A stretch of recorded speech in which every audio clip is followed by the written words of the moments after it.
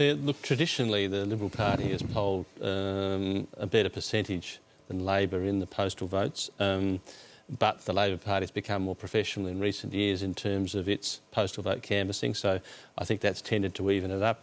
But I think the point that Kevin's raised is an important one, because if it's the case, and I don't know whether it's the case or not, that at the time of lodging postal votes, which is generally much earlier than in the last week, obviously, that Labor's position was weaker. Then we've seen that in previous federal elections. There was one particular example where that occurred significantly. You can see quite a significant impact. So, as I said, I don't know whether that was the case or not, although having had a discussion with Kevin tonight, it would appear that certainly some of the results of the Labor Party polling haven't been reflected in some of the seats tonight, in terms of Labor's performance would be much better perhaps in their internal polling. So that might be an indication that would be a positive for us. But we've got a way to go. Obviously, in a seat like Hartley, you've got to pick up 2% of the vote, which is a big jump. As I said, in Mount Gambier, I'm a bit more confident, because I know we're not up against Labor there, we're up against an independent, and I don't believe the independent will have had such an organised campaign. So I think that's a tick in the box for us there, potentially, in that area. The other thing to bear in mind is the Electoral Commissioner has indicated somewhere between 90 and 100,000 postal votes this time, compared to about 60,000 last time. Why is that? Very significant. Well, I think that a lot more people are ticking the box in terms of convenience and not voting on election day. There was always, you know, if you went back 20 years, you had to jump a fair few hoops to be a postal voter. These days it's made much easier. And you think that's a good thing? Well, you probably will if you... well, if it helps us, it's obviously a very good thing. But in terms of electoral democracy, look, I think the more you can encourage people to vote whenever it is, whether it be on the day, in a couple of weeks or on the day, the higher the turnout, I think that's good. People have expressed a point of view and a vote, and I think that's a good thing. Now, Labor has been able to count very strongly on Green preferences in the past. What's your sense of how the Green preferences have flowed this time? Because you certainly haven't been able to count on them. Oh no, but the Greens have preferenced us, I think, in all of our lower house seats. We would hope to receive the majority of them, 70–80% of those preferences. I think Family First are more likely to favour, not maybe, will flow more likely to Liberal. And you've got a few little minor parties, save the RAH and the Land Tax Party, which I think would 90% go to the Liberals. So let's see how that flows through. I think, you know, the point Rob makes is I think both political parties now see postal voting as an important tool in our kit, as well as a service to our community. So the effort we put into postal voting is much greater than it had been previously. OK, well, in fact, Dominic Swartz is about to interview Paul Holloway, the Labor member in the Upper House who's standing by. Dominic? Thanks, Kerry. Yes, I'm joined by Paul Holloway, a member of the Upper House, and has also been a minister in the Rand government, Minister for Small Business, Resources and Development and Urban Development and Planning. Thanks for joining us. Thank you.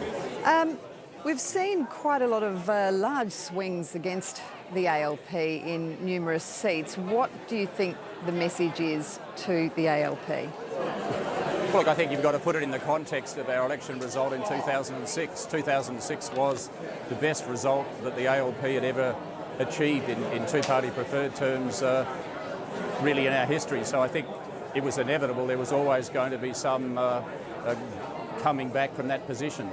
And if you look at our overall vote, I mean, 50% two-party preferred for a government that's been in office for 8 years and going for a third term, I think is a pretty good outcome.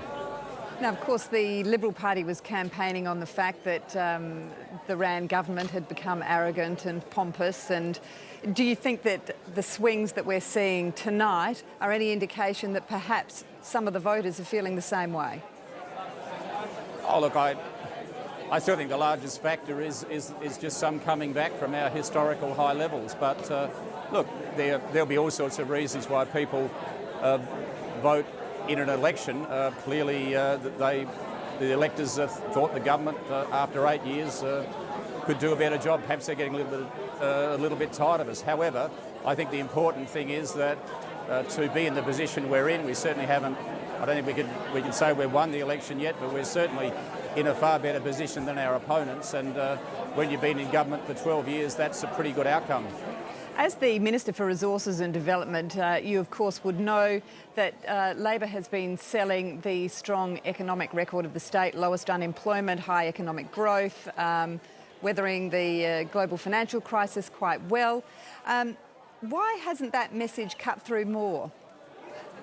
Well, look, I just think it's been perhaps the difficulties during the campaign. We had a number of other events in Adelaide. Clearly, there have been a lot of distractions during the campaign. And look, I think if you look at the history of elections in this country, that whenever the economy is going well, people do tend to feel free to make changes, more so than perhaps when times are tougher. So, maybe that's been the biggest factor. You've raised the issue of Adelaide. Were you surprised by the fact that Jane Lomax-Smith has lost her seat? Well, I think one should recognise that Adelaide always was, or for many years was, a Liberal-held seat. It was a marginal seat. Again, I think the margin in that seat, it was 10% before the election, really reflected the incredibly high vote we got back in 2006. As I said, that was a high watermark for the Labor Party, but obviously we're very disappointed with that result, and I feel particularly sorry for Jane Lomax-Smith, who's worked very hard as a minister and a local member. And you don't think she's being punished for being a minister in the Rann government, presiding over things such as the teachers' dispute, which, although solved now, did drag on for a couple of years?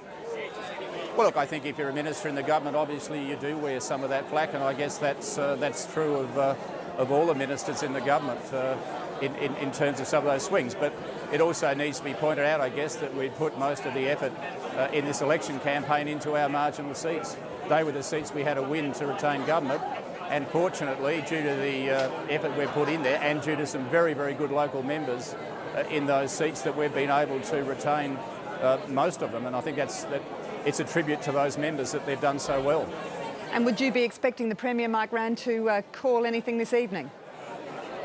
Oh, look, he'll obviously have more up-to-date advice than I have. All I'd say is that, look, the results are very close. We know what happened in the Frome by-election when the then Leader of the Opposition claimed victory, and of course that didn't happen. I mean, clearly there are a large number of postal votes, record number of them, that could influence the outcome, but you'd certainly rather be in the position that the government's in than that of the opposition. Paul Holloway, thanks very much for joining us. Thank you.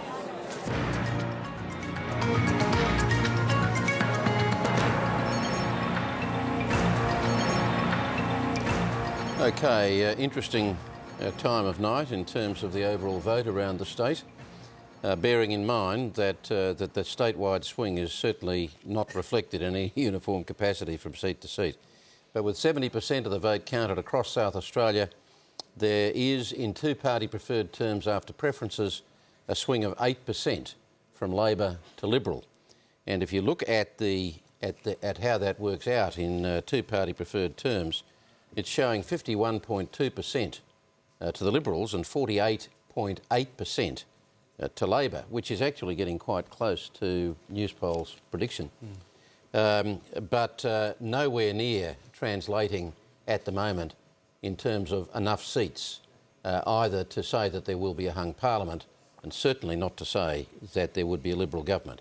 So the choice now still remains between a the slenderest of margins for a Labor government or a hung parliament. If we look at the scoreboard, which will tell something of a story in terms of individual seats, the scoreboard, the computer is predicting that there will be 25 seats for Labor, but there's a big question mark alongside that with a loss of 3 seats.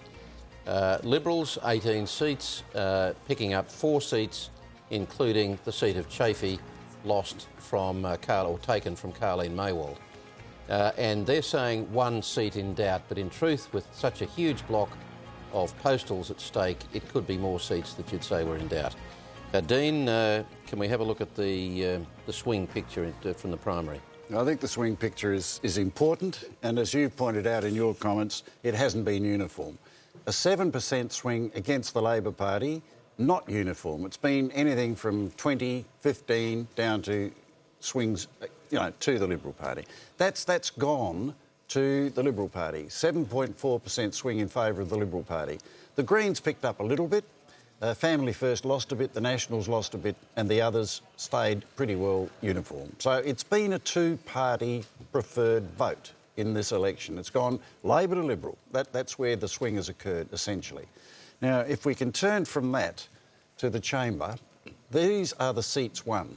The Labor Party with 25, Liberal 18, and others independent 3. Now, I think there's a question mark over that. Our computers are very clever, but they don't have the local knowledge that's sometimes needed for this. And the panel here does have that local knowledge. So I don't yet want to make it 25 seats for the Labor Party. I think there's certainly doubt about one of them, and there is a slight amount of doubt about the other. So, as Kerry pointed out, that is not what the final prediction should be. And if we look at the prediction, Labor 25, Liberal 18, Independent 4, a Labor majority of 3. I want to think about that a bit longer, and I need some more votes, especially the postal votes, to come in.